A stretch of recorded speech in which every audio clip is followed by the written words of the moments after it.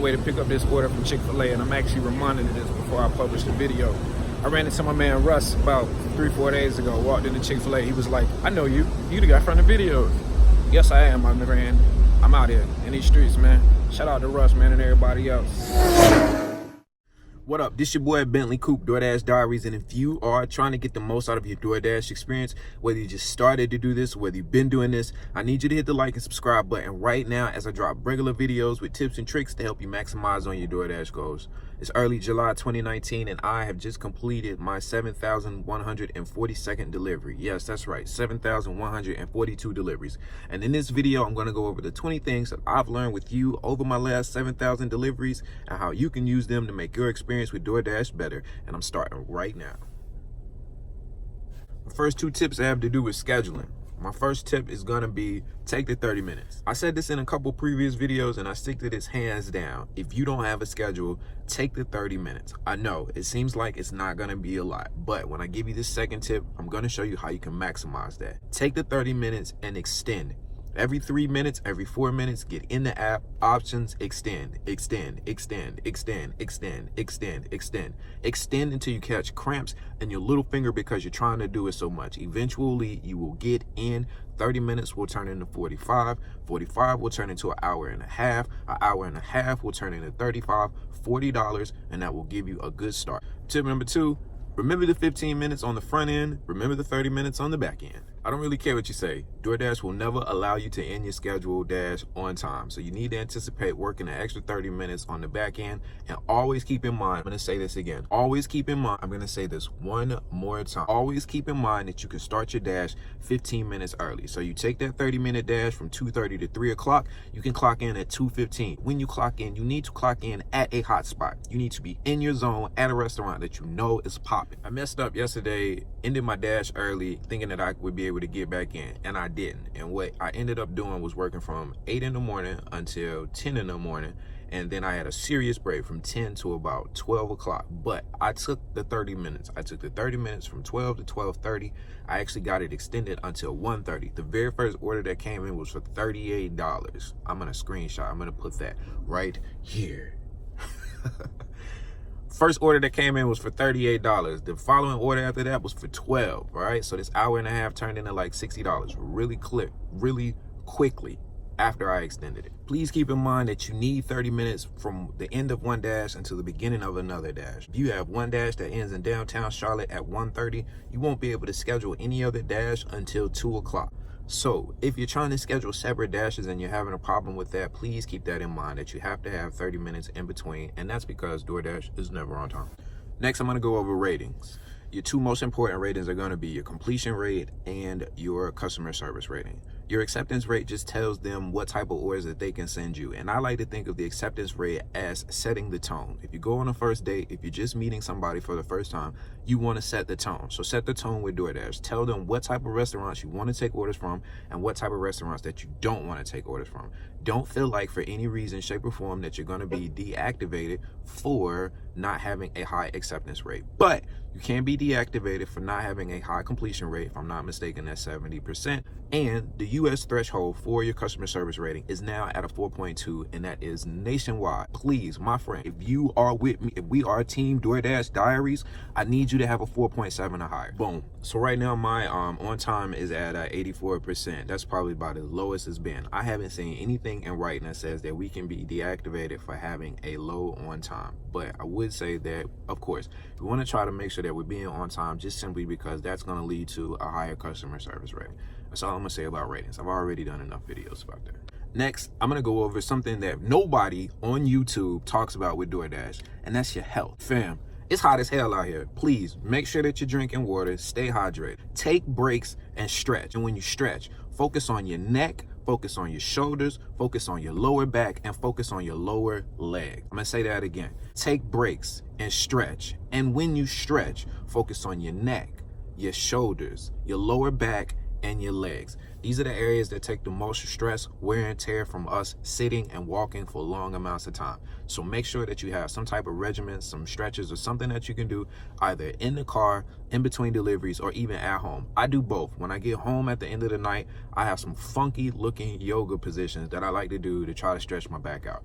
In the same token, I have some things that I try to do in the car as well. Shoes! Whether you realize it or not, your shoes, your feet, are the anchor for your body. If they are not properly aligned, if you are not taking care of your feet, you are not taking care of any other part of your body, please, it's okay to wear those funky ass sandals, but invest in some shoes if you're gonna do this full time. As a matter of fact, this is my shoe, right? This shoe cost me like $80 on the Nike app. I wear this shoe every day. You see my air bubbles? Air Max. Yeah, they fly, but they comfortable. They keep my feet where I need them to be.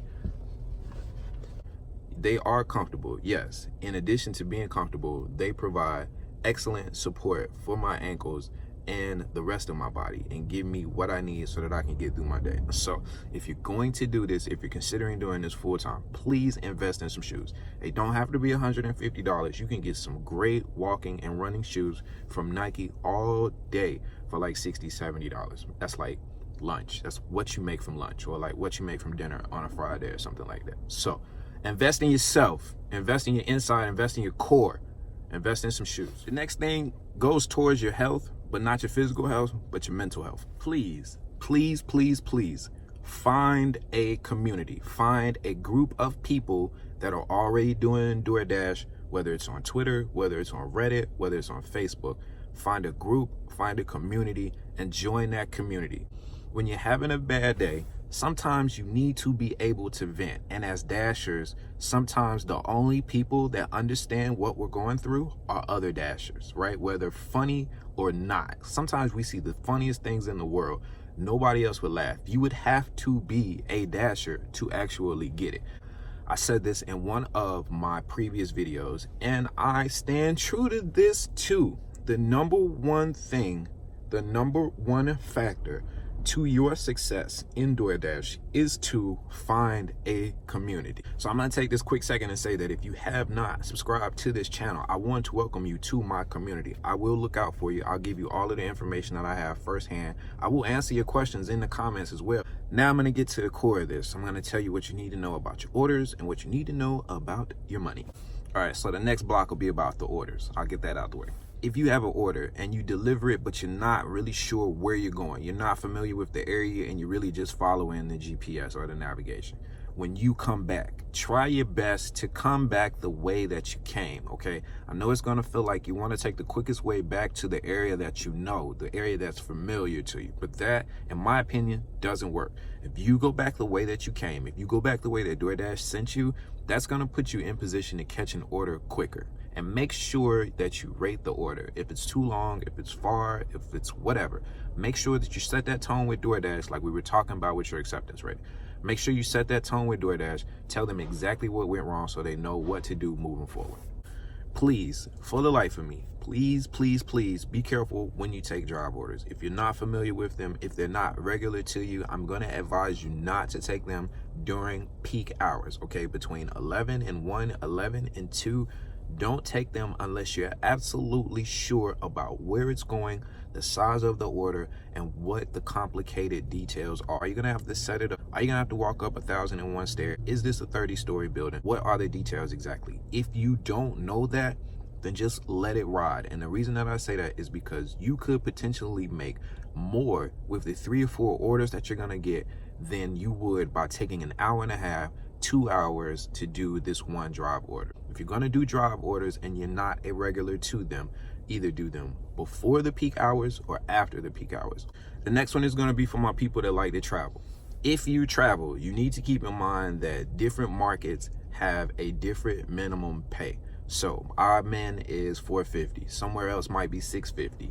You need to keep that in mind. So if yours is $650 and you come to my area, don't get mad and start shitting on Charlotte because we get paid less here, okay? That's one thing that you need to keep in mind. In addition to that, when you travel, you need to keep this in mind. You will not be able to schedule in your home market I went to Myrtle Beach, South Carolina, and I was able to change my area so that I could dash down there. But what I wasn't able to do while I was down there was to change my area back so that I could continue to schedule for the weeks coming forward back in my home market.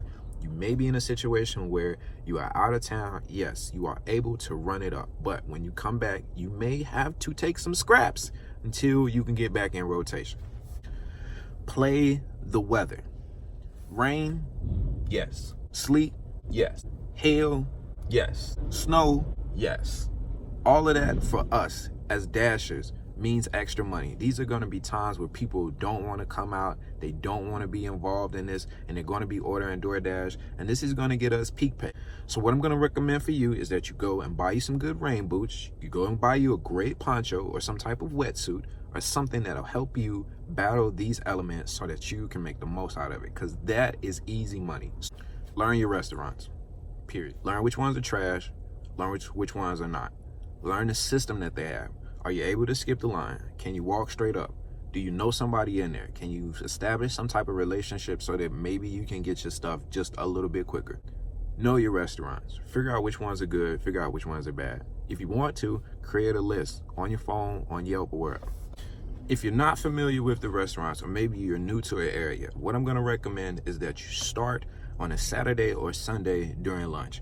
This is gonna give you the most realistic simulation of your area without all of the conditions, okay? So you're gonna get the restaurants that we use for lunch and dinner. You're gonna use the same roads that you're gonna be using all of the time, but what you're not gonna have is the heavy crowds in the restaurant. You're not gonna have a lot of traffic on the roads.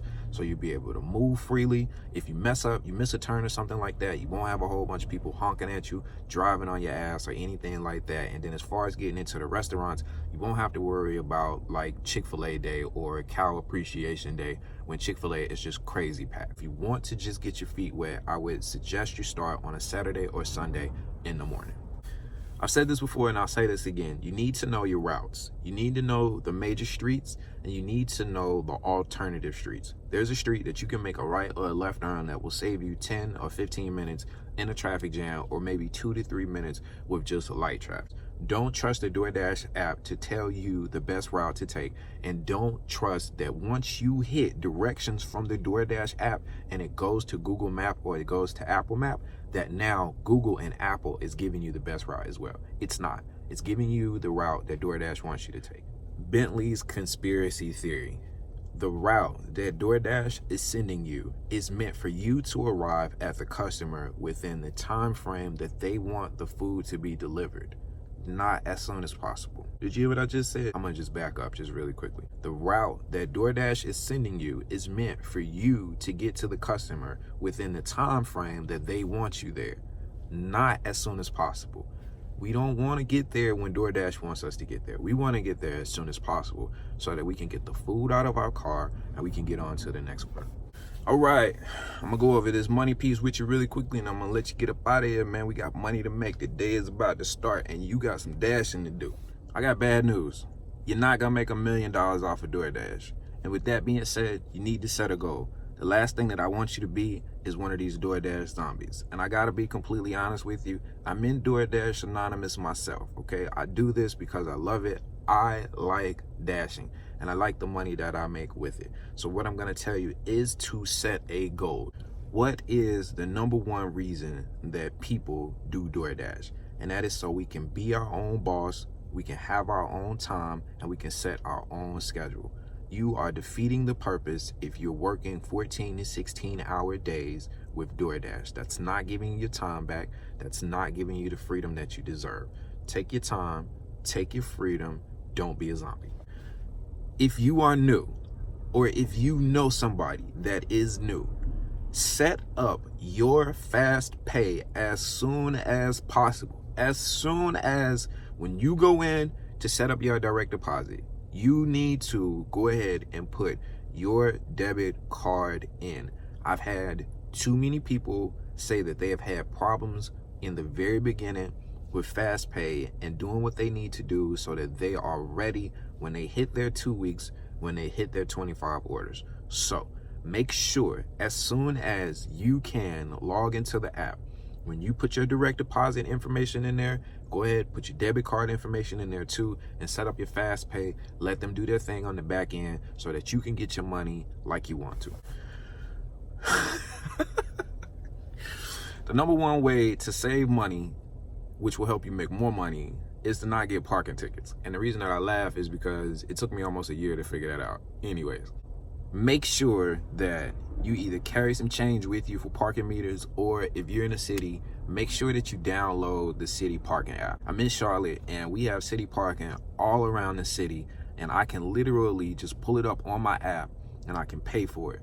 What this is going to allow you to do is, if you're running late or if you're in the groove and you just want to move, you can just park your car, and as you're walking into the restaurant, you can get on the app just really quickly and pay for your parking. Take $20, go to the bank and get nickels and dimes. Don't get quarters because that's going to give you too much time. But nickels and dimes will give you about 4 to 5 minutes a piece. Anything longer than 10 minutes, and you're probably going to unassign it anyway. Whole nother story. So go to the bank, take $20, get you some nickels, get you some dimes, and just keep it in the car. Don't pay for anything but parking with this, to ensure that you can dodge parking tickets.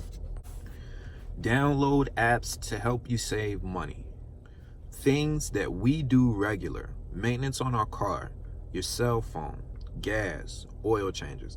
Check to see if these people have some type of rewards programs or something that you can sign up for that will give you some type of percentage back or give you something in return for your loyal service. There are things that we absolutely need: gas, oil changes, and our cars and our cell phones. So if there is some way that in paying for that, you can get something in return that will save you money in the long run, that's always a bonus. I'm going to do a video and I'm going to leak it. I'm going to give you 3 apps that you need before you start to Doordash. If you have not subscribed to this channel, I need you to go ahead and hit that subscribe button right now. I promise you, I won't let you down. Start to save early. I don't know your situation and I cannot tell you what to do. You are absolutely right. I can already hear people now. But what I will tell you is this: if you can save 2 to 3% of what you make every day, or if you will just take maybe your first order of the day, or your last order of the day, or your third order of the day, whatever your favorite number is, and sit that aside, start to save early, because we are our own business. We work for ourselves. So many different things come up and we need to be liquid, and we need to be liquid quickly, okay? You can't work for a day or two and try to make the money. So if you have the ability to, start to save early. And that's why I say start to save early, because when you initially come in, you're not really sure what to expect, and you're going to have some days where you're going to make $90, $100 in 3 to 4 hours. Cut it in half, sit half of it to the side, spend the other half, or whatever. Your first order, 3%, $10, whatever it is, just start to save. Seriously, I could do this all day. I could give you information, I could give you little tidbits all day, and I really have. I think this is going to be my 90th video on Doordash. I don't do Uber Eats, I don't do Postmates, I don't do Uber, and I don't do Lyft. If you see a video from me, it's coming from Doordash, and what I need for you to do is hit the subscribe button.